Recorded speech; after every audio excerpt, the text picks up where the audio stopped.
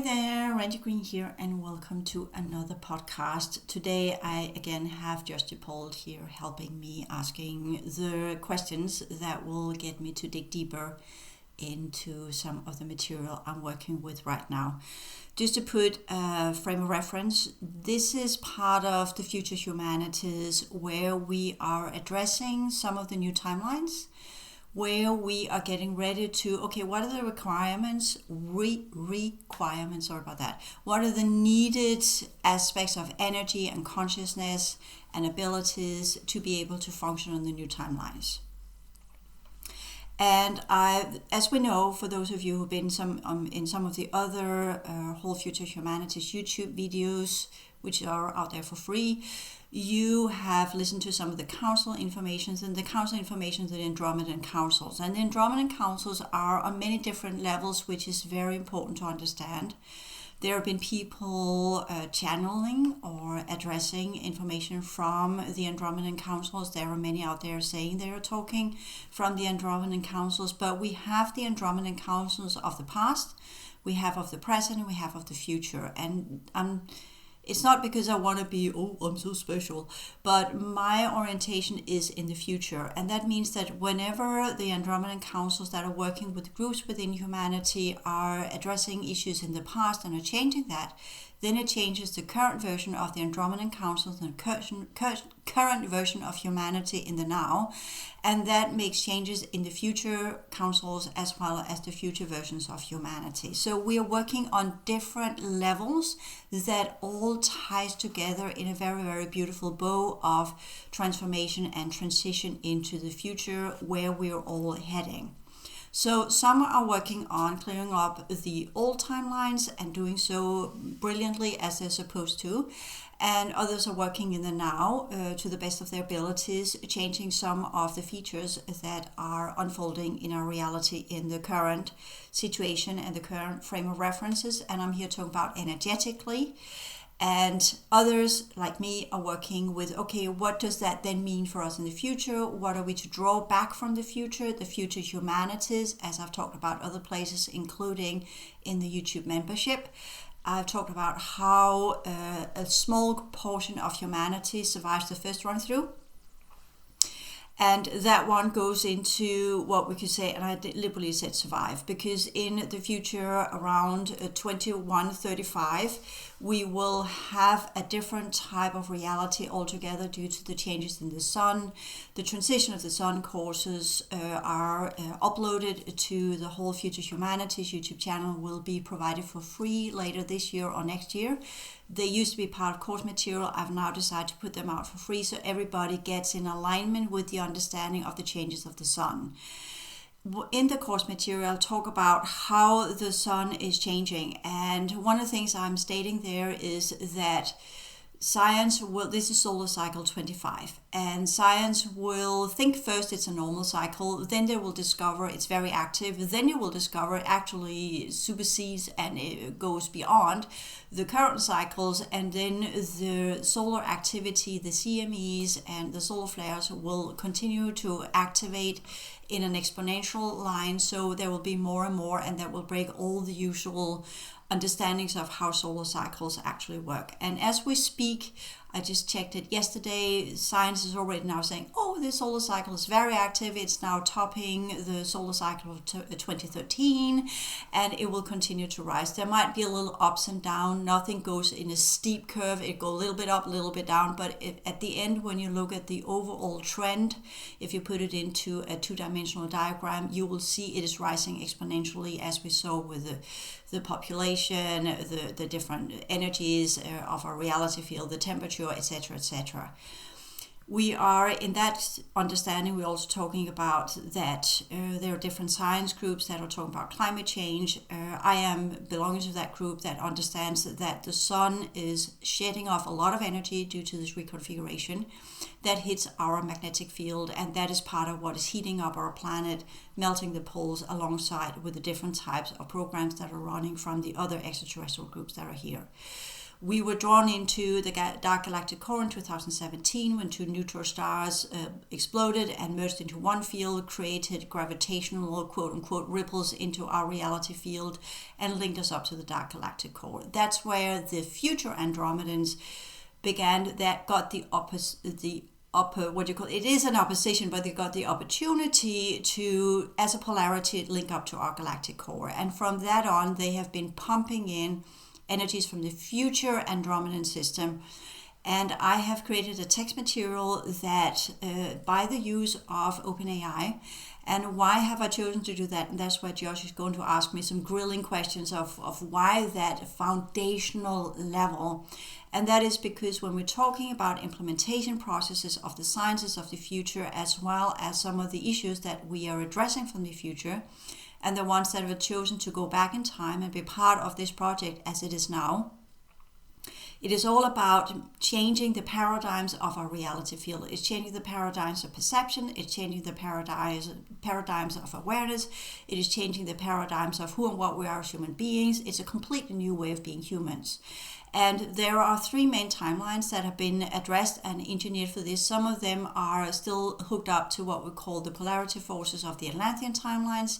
Some of them are addressed to the parallel universal matrix and the POM races, as I call them, the artificially run realities by semi to fully android species that came in 1952 and literally took over most of the reality field, ending up in the event program in 2017. Again, using the merging of the dark galactic core as jumping board, which enabled them to create different types of holographic energetic networks inside a reality field that allowed them to implement different sciences and technologies, which alongside with the collaboration of the Atlanteans are now running out as full-blown AI in the fifth dimension and transforming the fifth dimensional reality field around our planetary system into their convenience. In that process, we had in 2020 the original colonizing races that took off on the top level from the Draco system. All of their technologies have collapsed. That maintained mainly the fourth dimension. So the fourth dimension has been altered by the POM races and the fifth dimensions by the Atlanteans. And this is the setup that we have currently. Into that mix comes in the Andromedan system that are pumping in energies into our galactic core, as well as all the planetary cores of all the planets in our solar system, including the sun, to uphold the current artificial configuration of the planets as well as our reality field. Within that, there are three main timelines that they are operating on. They will later merge to the existing three timelines that are under the control of the POMs and the Atlanteans, and that will change the outcome in the future. You see, in the first run through, we entered into these three timelines. One group, one timeline, most people went off planet on that one. The other one remained on the planet as part of the Atlanteans, and the POMs, they did what they're doing still. We have not made change to that because that's not of, we can't do that. That belongs to a parallel universal matrix. So we can't make changes to that. But we can let it run out in what called a watered out form, so it doesn't have the same impact as it had in the first run through. Sorry about that. Then I'm just blasting through this, and this is not about questioning this because it's just to give the background so you have the context.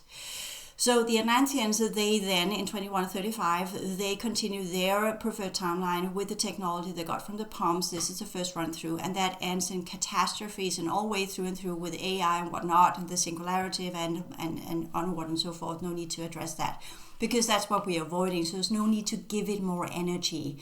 And I have two podcasts on Spotify where I talk about why it's important not to give things energy, and I have chosen just to keep them there and not also make YouTube videos about it and put it up on YouTube, because in my opinion, if you have the same material on all channels, there's no point in having so many channels. You only need one. So it's about different material, different places, where certain things can be set on one channel and other things can be set on another one. One is more in alignment with the different types of configurations of one type of what called channel of information, such as Spotify or Apple Podcast and whatnot.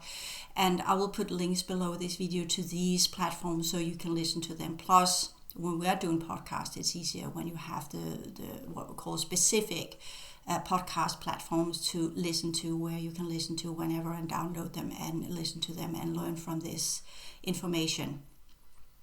To this information I'm now producing under the directive of the Andromeda and Future Councils and the Future Humanities, and hence also using AI and using all of these free tools is then also offered for free.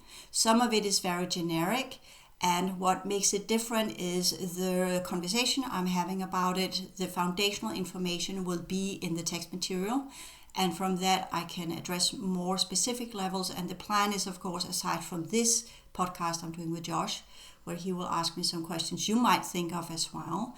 Then I'm also going to do course material, which will be paid for material, where I go into some of the deeper implication of some of this information. Which platform that will be on, I haven't decided yet. As you know, I still have a lot of my course material on Vimeo. That is working okay, but I might want to go into a different setup. So there's a lot of transition going on. We have together worked with the past through the whole Academy course material, where you are learning the laws of the original solar system humanities. That will assist the future humanities that grow out of this current type of population. So that's one leg where we can support the different progressive dynamics inside our reality. And then there's the other leg that I'm very focused on now, and that's the sciences and how do we build a bridge to the future humanities that have their foundation inside the base program, knowingly or unknowingly, under these different timelines that they are being influenced by. And that's why we have chosen, or I got the information that I needed to do that AI generative PDF generated by AI, but I'm asking all the questions. I have read through it later on. I have edited in it so it suits the information we are to be given.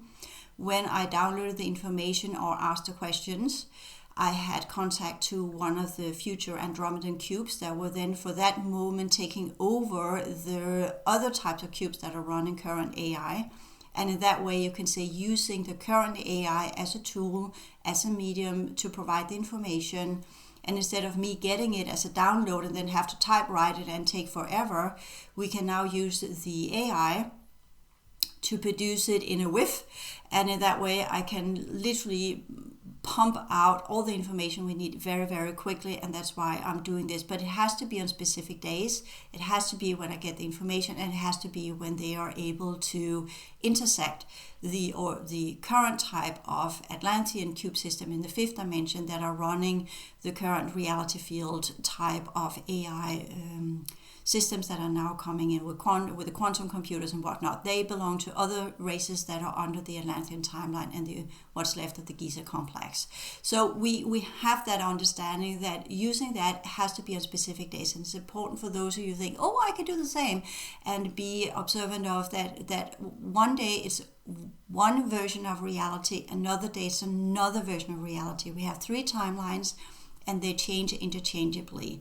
The 2 timelines that are in play are the POMs and the Atlanteans, and the last one is only for the ones that reach the 6th dimension, which it's a kind of a timeline that's called an exit timeline, and people who are able to, when they shed off their physical form, they go to the gate systems and they get out. It's an exit timeline. So that is what that is, part of the original holographic structure of our solar system. So that's for the time of crossing over and not as lived life inside this reality field.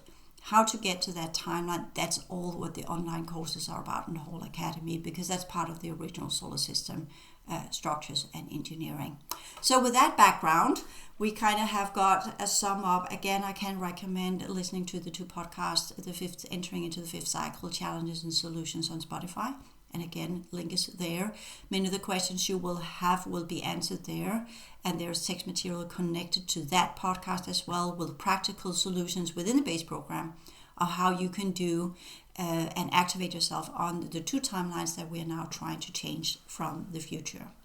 Okay, Josh.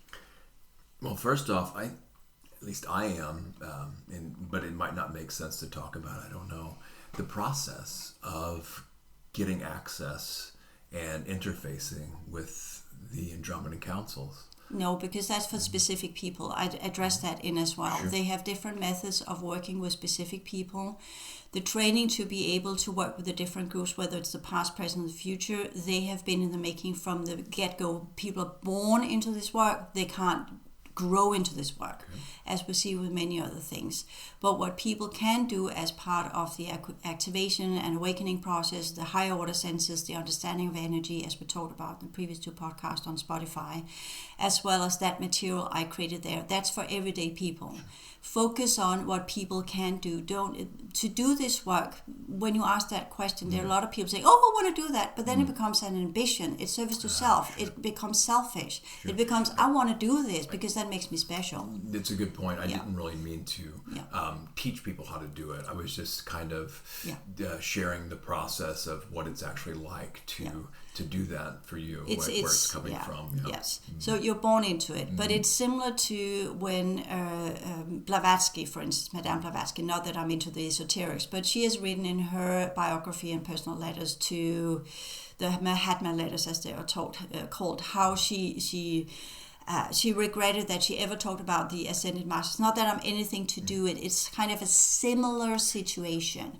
When people that are not equipped to work with these levels of reality get ambitious and I want to do this, what they then do is that they will get access to the astral version of it, the glamour version of it, the distorted version of it, the different entities that have engineered themselves to the seekers that wants to get in contact with this without being ready for it. Because this is a very, very...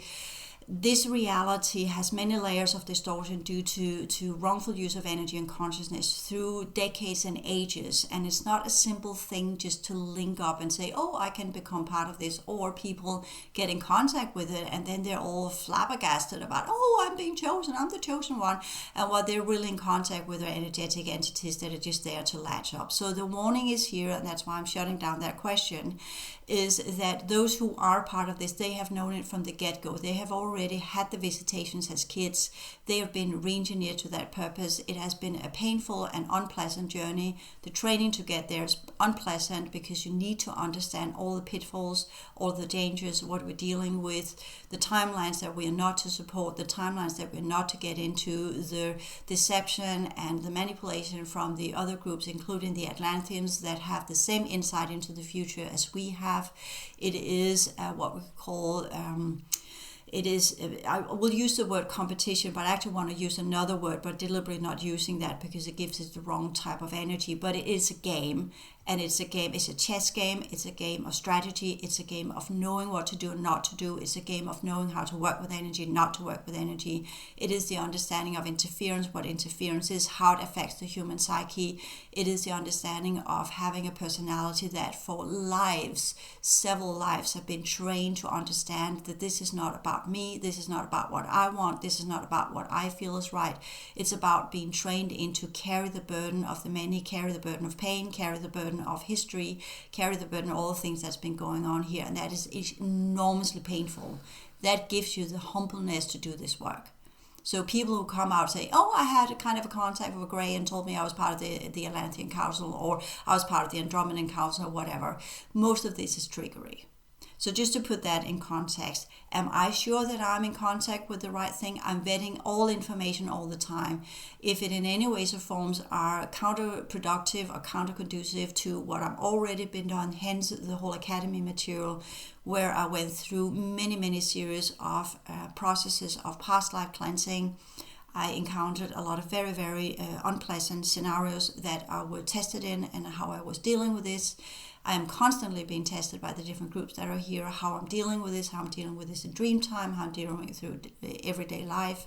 Hence also my need to be more retracted from society due to the ability to work with these levels of reality are subtle and they influence your entire being. And once you get into the soup of the future, those who are chosen to these timelines, they will, let's put it this way, you can't be sitting on both chairs. You change your entire life to be able to do this work. And in that way, we become a representation of the future. So, but we have, just to put that in there, we have people that are doing the exact same thing from the Atlantean councils, and we have from the POM races, the hybrid groups, and onward and so forth. So the skill set in this work is discernment, being humble, and understanding your place, and understanding what is to be done here, and put yourself aside completely, because there is no room for self and self-indulgence and your own ideas of what's important. This is being, you can say, it's in a way you're being an intermediary, a person that is conveying this material, but at the same time working as hard as possible to get things, to put things in a way that it assists humanity to the best way possible. Hence also my training within the base program, both within sciences, within business, within psychotherapy, as a healer, as a clairvoyant, and all the other levels that I have been trained in. So it's a lifelong training. It's not something you choose, it's something you're born into. Okay. I figure if it would be okay just to read the first 2 paragraphs for those that don't have it. And I love how this is structured, what they call in journalism inverted pyramid, meaning that the most important information is kind of at top, and then for those that aren't going to read the whole thing, then it kind of goes down to it. So I'll just start here with chapter 1, the Andromeda Councils on Earth. The Andromeda Councils are a collection of advanced extraterrestrial civilizations from the Andromeda galaxy. Their mission is to oversee, guide, and support the development of Earth and its inhabitants, particularly during times of significant transition. The councils are composed of representatives from various star systems, each contributing their unique expertise and perspectives to the collective mission of ensuring harmony, balance, and evolution within the Milky Way, especially concerning outer domain reality fields. And then the origin and purpose. The Andromeda Councils trace their origins back millions of years, existing long before humanity's earliest civilizations. They were formed out of a common recognition among Andromedan civilizations that younger, less advanced planets often require guidance to avoid destructive paths. These councils, each focusing on different aspects of development, agreed to collaborate in monitoring and assisting planets like Earth during critical periods of evolution, especially during transitions to higher dimensions of consciousness. Their primary purpose is to assist Earth in its elevation and upgrading processes, helping humanity move from a state of separation and conflict to one of unity and harmony. This process, sometimes referred to as the, quote, transition and reconfiguration, involves a shift in collective consciousness, enabling humans to perceive their interconnectedness with all life, as well as re-entering their original path as an advanced systemic civilization. And I'll just say the structure and operations, I'll just list these here. The Andromeda Councils are organized into different branches or councils, each with specific roles. For Earth, the following councils are most relevant: the Council of Progression, the Council of Science and Technology, the Council of Outer Domain Affairs, and the Council of Environmental Balance. And yeah, the next thing, methods of interaction. Randy touched on some of these: telepathic communication, dreams and intuition, energetic shifts, and direct communication. And of course, the one I'm most interested in is in direct communication. So going back to what you said here, I thought the main thing is, in this document details a lot of it. When they're pumping in energy, that I'm interested in, how does that, what is that and how does it work? And I think you already mentioned that you don't, they came in as an opposition, so we don't really need to, I guess, for general humanities purpose, we don't need to jump into what they're in opposition against and what they're up against. Well, right, but as far as details about what factions are behind that, what are they doing, how are the Andromeda Councils countering because then we that? give that exactly. energy. So that's a little bit above my pay grade at least. Yeah. So if we just stick to this, what are they doing? How is this energy going in? And what is that all about? What does that look like?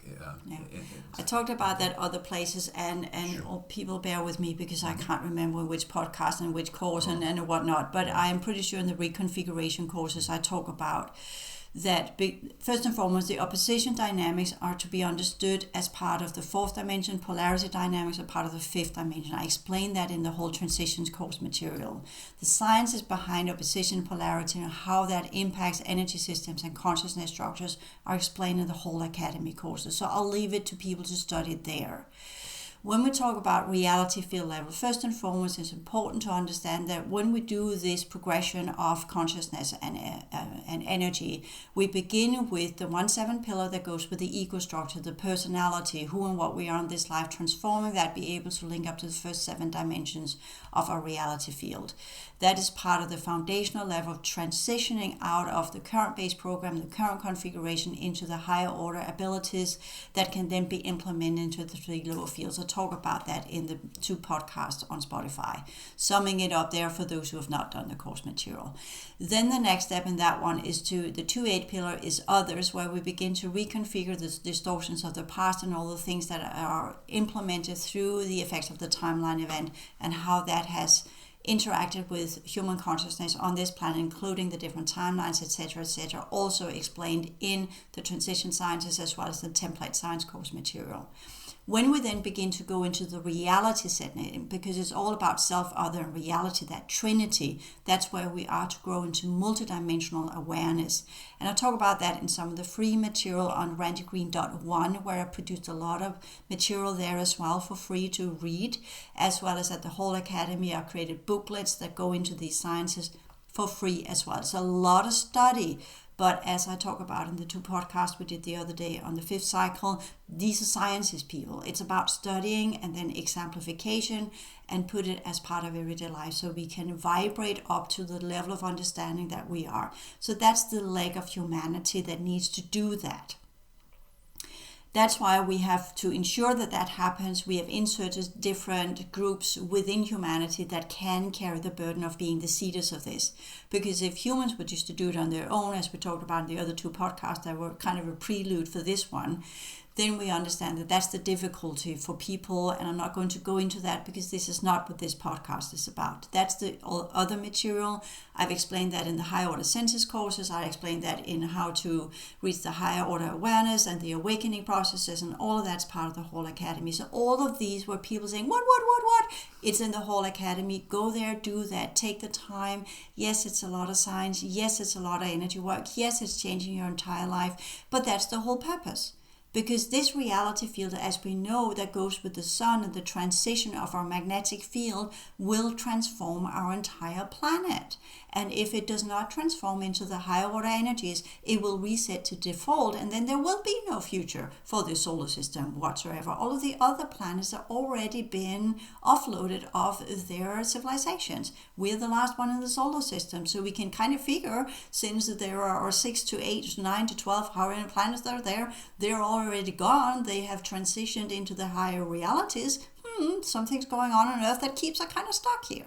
So how do they help us in this one? And that is, I talked about that probably in the material on the sun that will be pumped out for free later on this year and next year, is that they are from galactic core to galactic core, pumping in a lot of energy. And you say, oh, it's not even possible. That's because science doesn't know how galaxies work. They don't know how reality fields work. They don't know anything. They know how frequency works, 4% of the universal structure. That's what we know today, and not the 95%, which kind of I always find interesting. They say, we know 4%, and then sometimes 5%, but if we count in the sub particles that they are found, byrons and whatever they're called, in the 6 level configurations that were engineered by a specific group in Switzerland. So we're then saying, well, yeah, we don't really know how things work. We're just chopping things up and putting into smaller and smaller particles. Just because we're saying, oh, this is what it doesn't mean we understand how it works. We're just observing things, and then we're just kind of concluding on what we're observing and seeing what the data provides for us, which comes from computers that are under complete control of different groups that are, you see, I kind of blah, blah, blah. So when we go back to how they're doing this, they're pumping in energy in the holographic energetic structure of our reality field. To understand how that works is the Souls of Humanity podcast series, which I also have for free on YouTube, where we understand how realities are built up. And that's what can be given for now. Those of us who are in the mix of the 511 pillar that begins with the fifth dimension as the lowest level of awareness, we understand in full how this technology works. Can it be explained in human language? Absolutely not, because we don't have these technologies present in our reality fields. We don't have the sciences ready to collaborate with the understanding of these technologies, and they're consciousness driven. So in that manner, I can say, I know how it works, I can see it in my head, but I can't explain it. So your question is mute in that way. I can only say they're pumping in a lot of energy from the Andromeda galaxy. Why they're doing that? It's because it's our sister galaxy. We are intertwined as a number 8. We are, whatever energy is in the core of our galaxy will at some point reach the Andromeda galaxy. Whatever energy is in the Andromeda galaxy will at some point ripple back into our as a feedback loop. These two things are interconnected, like you have a little energy ball that follows the number sideways 8. Yeah. Yeah. So these two things are intertwined. And if our galaxy falls into the hands of the dark ones, it will tow the Andromeda galaxy into the dark ones. So hence they are working as a counter to that, the opposition for that to happen. They're kind of holding us up in an artificial network of higher energies to first and foremost push out the dark energies, and that's part of the dark galactic core, getting that one pushed back into the Orion arm where it belongs, pushing us out of the Orion arm if that's even possible. That would be the dream scenario to get us back into the Sagittarius arm, but that's under the colonizing species. Sagittarius is technically the Draco system symbol, so that's not really where we want to go.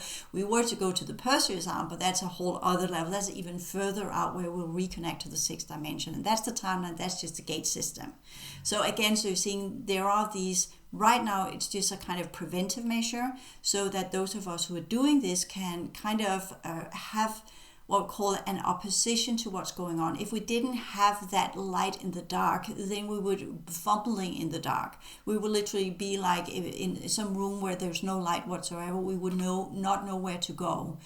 Do we know how to link up to the Andromeda energies? No, it's in the sixth dimension, but it works as a subtle net that supports our effort. And the more we work to regain the original progressive structure of our civilization, and the more we learn to work with energy, the more we learn to work the high order sciences, the more we learn to contemplate in the right manner, the more we learn to do energy work and clear timelines and get rid of distortions, the more likely it is that we come in contact with the future timelines that are awaiting our participation, awaiting us to lift up in vibration and consciousness so we can connect to these timelines. Can we connect by them by affirmation and I want to go there? Absolutely not. We connect there by our daily energy work, by our daily vigilance and perseverance in doing the clearing work and doing the timeline work and altering our energy system. We need to do a full reconfiguration to be able to connect to the future timelines. But all of the things that needs the technology, the teaching system that's built into these timelines, the cube technology, the pumping in of information, it's standing there ready. It's like a whole terminal that is ready with planes and whatever and whatnot, the counters and whatever. It just needs us to get to the point where we can refurbish, so to speak, go into that terminal and begin to fulfill the functions that are needed to make that terminal work, that gate to work for us on these future 3 timelines. Where the top timeline that is now on the 3 lower works as gate system out will then be a full collaboration with the Andromedans. The second one that is a POM inside our reality will be for the future hybrid kids that will then be coming from the future humanities. So we're swapping that into that one. And the Atlantean timeline will then be the complete opposition where we're going to the original 5th cycle, which the Atlanteans has as kind of what you call hawked. They have taken it, they have made it theirs by on rightful means, let's just commandeered it. Yes, exactly. And that will be transferred into the regional 5th cycle timeline. So all of that is in place now, and that's some of the things I will talk about in the course material whenever that is ready. It's not ready now, people. Don't look for it now. It will come. This work I'm putting in now is for the next 10 years, so it will roll out from 2025 to 2034. And we are getting ready for the 2029 full disclosure that will be pushed from the future humanities into the groups that have what we call both technology from the POMs but also part of the Atlantean timelines. If they are willing to shift side and begin to address and work their way into the future timelines that we're engineering for them. Okay, so you mentioned the things ready to go. That's in a future chapter. Yeah. But how this translates into current day humanity, it's widely addressed here in this document about the psychological aspect, because we know the mind kind of drives our thoughts, our speech, and our behavior and our actions, right? So if we want to jump into that a little bit, and it's kind of framed a little around belief, right? Now, let's just, the thing I have about belief is I really don't feel belief is necessary. However, without me explaining that, a lot of people are still in belief systems, right? They're in, I think, at least in America, I know, you're kind of conditioned to, you either have to believe something or disbelieve it. It's a very black or white thing, right? Like, maybe I'll just say a little bit. Like, for instance, my bike, right? I really don't need to believe it's in the shed because that's where I put it last time. Now, if I go there and I don't wake up and say, well, I need to believe I have a bike in the shed in order for me to go get it, because I know it's there. But if I happen to go there and it's not there, well, then I have to take a rational approach, like, okay, or don't have to, but there's an explanation, right? Maybe somebody broke in there, or maybe, Randy took it to get service or something without telling me. But I don't really need to believe it's in there, right? But when we come to most people, they have belief systems. And belief really, as far as I know, we only need to believe in something if we don't really know it from direct experience. Because once we know it from direct experience, it's kind of pointless to have to believe or disbelieve in it, because we know it, right? Yeah. So, but but people do have belief systems, and they're entrenched in belief systems, and there's pros and cons. So if we address that, it goes back to again, remember, I'm a psychotherapist. It goes back to when we're kids. When we're kids, we don't know how the world works. We are in the hands of and mercy of our parents, and what they teach us and what they tell us. This is how the world works. And as we're kids, we then have to believe our parents until we get later in teenage and later on, where we reconnect with our own karma, which happens around the age 13, where that dumps into our energy system, and hence that explains why teenagers, aside from the shift from the limbic system into the frontal lobes, are creating a lot of mess as a kind of regression, and then they learn how to be in the world on their own merits. And many teenagers think that in age 15 they know it all, because I'm so grown up right now because my hormones are kicking around and I know exactly what to do, and I know so much better than my parents. And this is where these traditional belief systems break down, where we begin to explore the world on our own. We get the smacks, all depending on how well our parents have prepared us for society, how well they have mentored us into society, how well they have explained the world, how it works to us, as not as in this is how the world works, but as a kind of I will later on begin to work with some of the new teaching material for kids that are coming in with the awareness of this world doesn't work that way. So how does it work? So they are hungry, eagerly awaiting the new sciences. So that's another project I need to engage into. Hence also the use of AI to get it all pumped out and then explain from there, and provide that material for free for all the parents that are now having either hybrid kids that are doing the transition into the future humanities, or part of the hybrid kids of the pumps that will shift side, which some of them will do. We know that from the future they will do that. How do we do the transition for them, etc., etc. So what we're dealing with here is that we're saying, well, the parents of these kids, what they were supposed to do is to work as mentors, as in helping the kids to adjust to this reality field as it is. And just for the sake of knowledge, having children is an abomination in that manner. Sorry for that word, it's very religious, but it is unnatural to all the civilizations in the other reality fields around us. There is no need for childhood. This is part of the colonization programs that it was made that way. So it was self-circulating, repetitive reproduction system, where females were growing another life forms in their wombs, which and animals and in general, all species on this planet of the females, whether they're laying eggs or they are having an actual fetus inside of them, would be part of what we call a self-sustaining program, which is unnatural. That's not what we do in other reality fields, but that's for another discussion.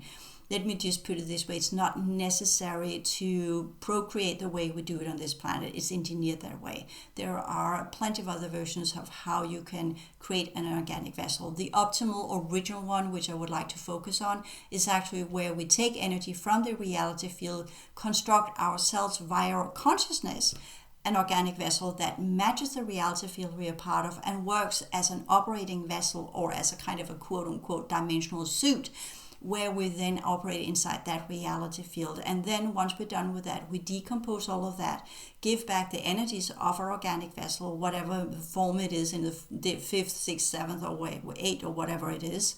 And then we have transformed it into a high vibrational state. That's the purpose of having organic vessels, is to contribute for progression and higher developmental processes of that reality field.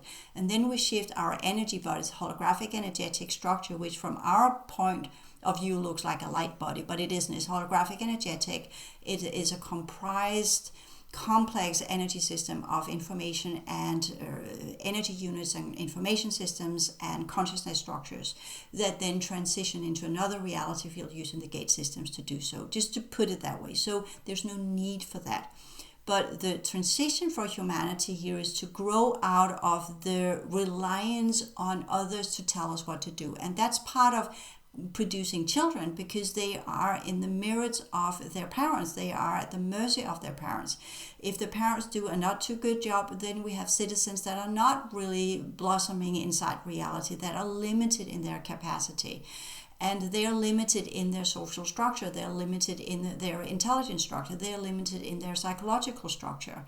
And people who have been limited in that way, especially in families where there has been quite a strict dynamic, as in listen to what I say and do what I do, and you're not allowed to do anything else. They are more prone to belief systems, as we know, because it gives it gives a feeling of safety, it gives a feeling of a comfort zone, it gets a feeling of I know what's going on in a world of chaos, because the parents has not mentored them to be adaptable, to be resilient in a world that has a lot of challenges.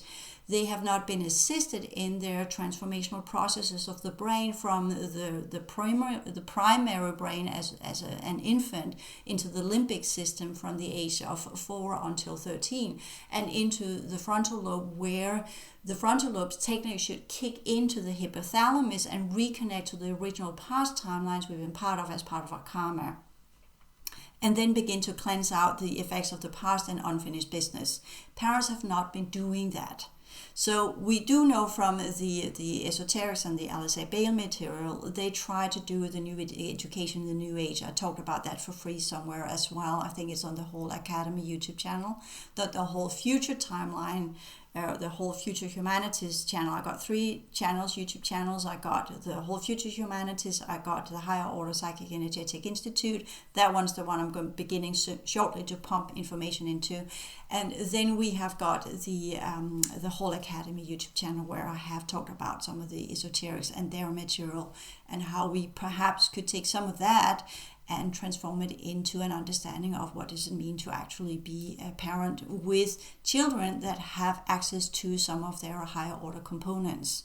However, they are not addressing the sciences. They were made in the 50s. They are in all ways and forms quite outdated. So we kind of need a brush up of that one. I don't know if that explained enough to understand why people have a tendency to cling on to belief systems, because it makes them feel safe, because they are rooted in an insecure psychological structure that often comes from a childhood home that were either overly strict or overly chaotic or whatever it is. People can have different reasons why they need that societal structure, that safety in convictions. We could call it convictions instead of belief. It's not just religious, it's the conviction of science, it could be the conviction of financial systems, it can be the conviction of whatever belief system we have that gives us a purpose of the world, it gives us a meaningful understanding of the world, it gives us something to navigate after in a world of chaos that we have not been taught how to actually navigate within. So, and that's what's talked about, and I'll address some of that in the course material, and that's why we go into the psychological structure of why it could be a pitfall protocol to come out with the Andromedan Council, so people think, oh, they're now overseeing, and I got a new parent, I got a new mom, a new dad that tell me what to do. But that's not what they're here to do. This is a council of equals. And this is a reality field of equals we are entering into. And this is a reality field of mature grown-ups that knows how to deal with the situation at hand, that knows how to strategize, that knows how to change their behavior, that knows how to change their energy system, that knows how to clear timelines, that knows how to deal with influences and interference, that knows how to deal with extraterrestrial technology, that knows all of these things. So we're talking about scientists and not children. But the children need to mature in different ways to get to that point, and that is the process that we are all in. How do we assist humanity in different groups, in different stages? So the first step will be the ones that already have learned to access information systems and work with information systems.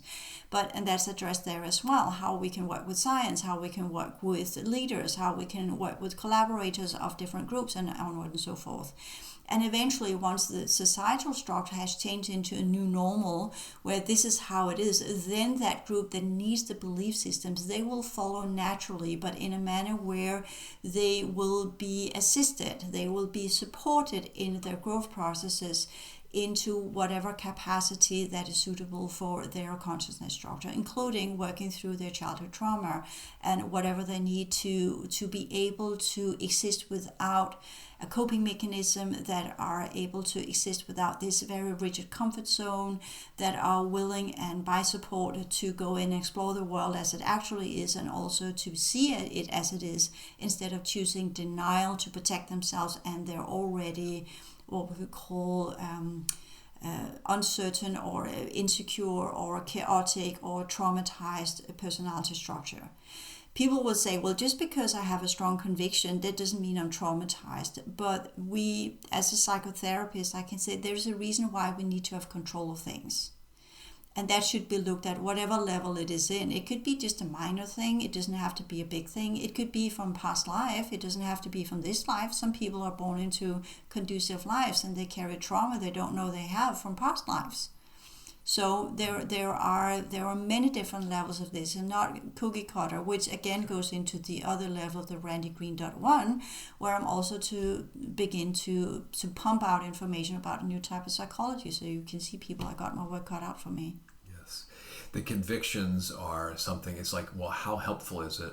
And how willing am I to let it go when something else better comes in its place? Or am I clinging white knuckle death grip on that, and I don't want to let it go? How much are we clinging? And maybe some convictions will help us at certain areas of our lives, but then we hopefully will outgrow them, and a lot of them anyway, I guess. I mean, it's kind of vague here, but yeah, so it goes into addressing that. If there turns into a bunch of kind of believers in the Andromeda, is this another kind of parental role or religion or something like that? It is acknowledged. Yes. It is acknowledged. Mm-hmm. We say the estimate is around 20% of the human population will need that role for quite some time, and that is being addressed by some of the ones that are doing the current reality field, as in this time.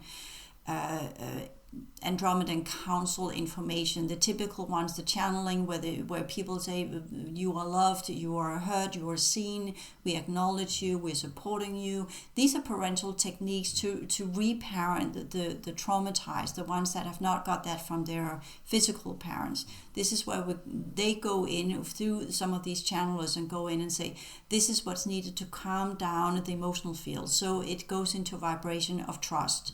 And trust does not mean that they become blind followers. That's not what it's meant. And some of these techniques were already used in some of the older missions by the Syrian bees that happened around year 0, and people can then figure out what that means, where you go in and say it's in a text material that now has become the predominant rule set within religion in the Western world. So it's kind of this going in and say, well, there is this caring energy that comes in via the heart field, that comes in via this core in humans, because as we have a galactic core and a solar system core, we also have a human core, and that's in the heart.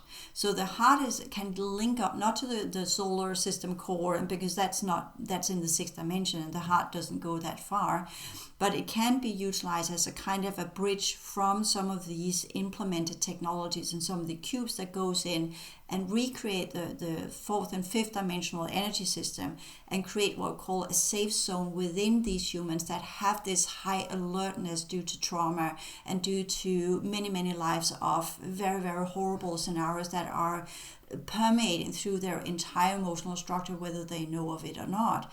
And then going and support these and numb these things. We're not shutting it down so they don't work with it, because that doesn't work. It will just pop up later. But it can be numbed to a degree where it can release in smaller portions what they need to work with. And if these people that are part of these groups just dare to go into, for instance, meditation and just work with compassion, as the Syrian A's were working with that technology as well, and just go into that meditation where you just learned, I've done the process myself, that's some of the way I heal some of my childhood trauma, where I in meditation went into compassion. But the first one that needs compassion is ourselves. And you and I have talked about that, self-nurture and self-care in the Hope Institute YouTube channel, where we go in and say, okay, what is the dynamics to learn to actually really care for ourselves?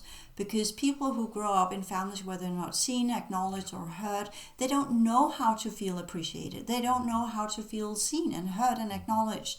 And if that energy can come into the heart, then the belief systems will crumble, because the belief systems are kind of a mental skeleton, a scaffold that is used to support the broken heart. It's used there, people pull up in the brain, and then they know a lot. They're in their mind, I know this, so I got this, so I have a purpose and a function. But the matter of the fact is it's built upon a broken heart of pain and sadness and sorrow and a lot of crying, a lot of healing that needs to be done. And once the heart begins to say, I got you, I care for you, listen to this energy, just feel this energy, feel how appreciated you are. And that's what these channelings are all about, to make people engage in that vibration. Then the mind will silence. Yeah. And it's, I just want to clarify on the numbing thing. It's not a numbing like you're doing it with drugs or to avoid it. It's put dormant, let me put that instead. Yeah, it's a state that, like a preparatory stage, that alarm signs don't go off to when you want to try to work. And so it's kind of like getting it into shape to work with it in the proper way instead of because all the old people ways. who have a high level of fear and have a high level of electrochemical processes that are based upon trauma or fear or anger or whatever it is, they have a very large degree of energetic parasites. And when we go in and work with the core, because everything is about understanding core energies. It's about the core of the heart, it's about the core of the cell.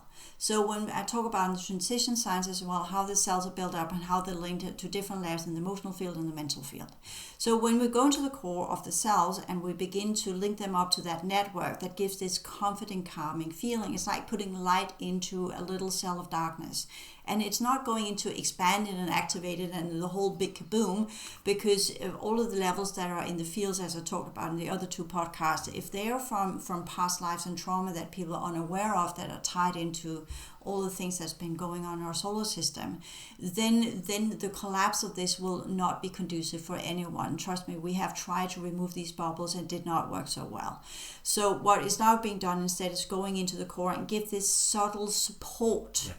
And then the subtle support will radiate out, and it is the word numbing. It's not something people are doing. The only thing they need to do is not addictions. It's not supportive substances and whatnot. That's completely out of the question. If you do that, you link up to all the wrong levels of reality on the astral plane. So it's done through meditation and compassion and kindness practice. In this mindfulness, compassion practice, where, as I talked about in the other two podcasts, in self-nurture and self-healing, where we learn to reparent ourselves. And as we have built that foundation from that energy that supports that, then we get ready for the task of looking at our trauma. So that's what it is. It numbs down so that people can go in and trust, I can do this process, because it's not chaotic anymore. Suddenly it feels balanced and silent, and I can do this. When people come out of meditation, they should come out with a feeling of more harmony, which 2 seconds later would be scattered by the family members they're living with or whatever is going on. But as they work more and more with this, it will build up a momentum, a vibration of self-trust. And I talk about that in the whole Academy courses as well. And it's on my older material too, where it all goes into this reparenting and self-care, where you understand that the first one that really needs to appreciate who and what I am is who and what you are, yourself. That's the first step.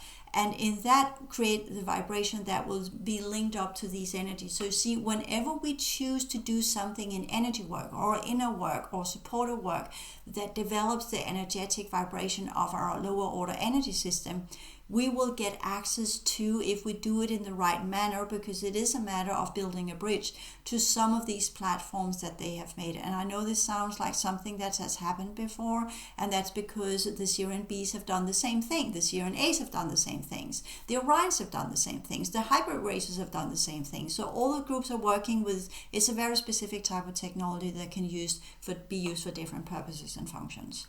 And love this notion of like being nourished. It's like being starved your whole life and not really even realize that you're starving, or being fed poison or eating something poison, all of a sudden spit that out and then have real nourishment, right?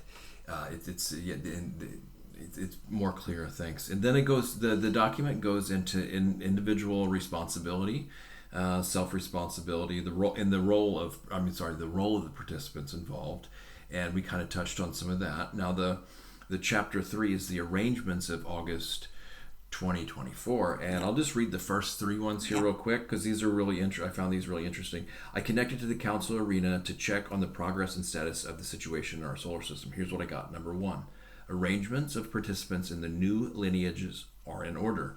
Number 2, arrangements of the planetary rescue plan are in order. Number 3, arrangements of the individual processes within the arranged lineages are in order. And then it goes on to interpret what these can possibly be. So what do you want to, anything to say about those briefly? That's exactly what I explained to you. Yeah. The measurements that are in order. I already explained all of these 3 things. That's actually right. The new lineage, the rescue plans, and the individual processes. Yeah, already. Yeah. But that's for the course material, so I will not discuss it here other than what I already said. I already answered these questions actually here in this version that can be given out there for free. Well, very good. And then chapter 4, it goes into individual responsibility. And then we get into kind of more traditional type things like, well, I don't know about traditional is the right word, but chapter 5 is the collective responsibility, and it goes on, breaks down how the collective will go into that too, how these things. And that's later on, because we need the individuals to activate on the new timelines before the collective can follow up. But that will be part of the class material I make. And again, as I said, it might also actually be for free on the Hope Institute YouTube channel. I don't know that yet. It's teaching material. It's about the next step of the leg is how do we educate leaders, how do we educate all of these, the roles, and that's why it's just now done the typical traditional strategy for businesses and governmental organs, how they implement strategies, how they change things, and how we could do that for those who are reading it right now. So it's there in the base program level, as in, okay, you have changed yourself entirely, you're working in a specific place, you come in with all these new ideas, and this is, again, I've got my background in business culture as well as human resource management, and you go in, you say, well, I come in, I go on a course, I change myself, I change everything I am, I go back to my workplace, and the collective drags me back into the old patterns. So, but there are a lot of different groups that are working now, knowingly or unknowingly, to do new, for instance, project management, agile project management, and other types of facilitation, different ways of working with these strategies of how do we change the culture in the business, how do we create a more self-responsible culture, how do we get out of the boss tells me what to do and then I do yes sir, yes ma'am, and become self-thinking individuals that participate in the group structure of lifting what we could, as a joint group, as a team, working to change the structure or whatever that means. And that's another leg of when we talk about reality. But first we need people to change, because if people don't change, they don't change the way they perceive the world. They don't change the way that they work with reality. They don't change their belief systems or their convictions. They don't change anything. So we can't change the societal level until we have changed the individual level. And it's kind of both a top-down and a bottom-up. Yes. So hence we are doing the what is being done, and not there yet, because the political system is still controlled by the Atlanteans and the Poms and the old groups that are still present to some degree. So that needs to run its course, which we're beginning the implementation in 2001, actually already going back to before, to the time of Herodotus. So that's a whole timeline that needs to play out as content. And while that play out as content under the law of the cycles, which I explained in the previous two podcasts, then we can do all the other stuff on an individual level. So it's all about this working in tandem with what is there, what must play out under the laws of reality fields, and then how we can circumvent and change, so that once that has played out, there will be a window of opportunity, and then it's up to us to come in and literally take that window of opportunity and put in an anchor, and then tow that timeline to the future timelines. And that's where the 3 new lineages comes in. That's our job to do that. So if we fail, then that fails, because we're the first of many. Hence also the whole academy courses of how to work with energy, how the original solar system, etc., etc. And the groups that are doing that, they have the original solar system configuration. So again, we're talking about the lineages that already knows it. It's in their energy system. But these groups have been targeted by the Atlanteans and the Poms for so long that they completely have no contact with any of it. And if they do, it's often a very distorted version. So that's where the reparenting, the reschooling, the re-education, the re-understanding, the of everything needs to, the realignment with the original timelines, etc., because everybody's been hooked up to the artificial 4th and 5th dimension of the different groups that's been here. Right, and also this will put us more on a horizontal operating field, right, instead of a hierarchical. Yeah. Right. It's kind of more what it's like in Scandinavia, perhaps a little bit. Once people kind of get more, or the societal structure gets more leveled out. I'm just talking about everyday life, Yeah. It's about working as a facilitator and a mentor. If you do want to do a top-down, it's a mentor. It's not a teacher, it's not a leader. We don't need that to inspire, whatever. That's part of the old structure of how the world works. So you wanted someone you could follow, you wanted someone to tell you this is how it works.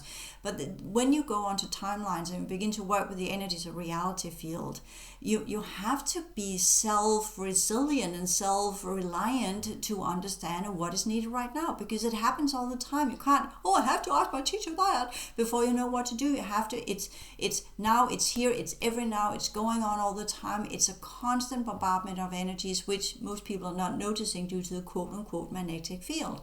But that will change eventually. As the magnetic field changes due to the changes in the sun, then the core of our energy system, the cells as well, in our physical form will change as well, because we are linked up to the magnetic field via our organic vessel, via the atoms in our structure.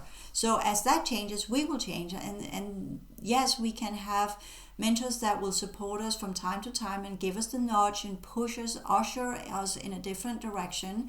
And then eventually we'll connect to the original teaching systems of this reality field, where we'll be in direct interaction, holographic energetic interaction via our energy system with what is required from the reality field, because that is a huge structure in itself that has inbuilt teaching systems that we then connect to, and then learn to trust our own inner understanding of what is the right move here. And that goes through the first 5 principles, as I talked about in the other 2 podcasts.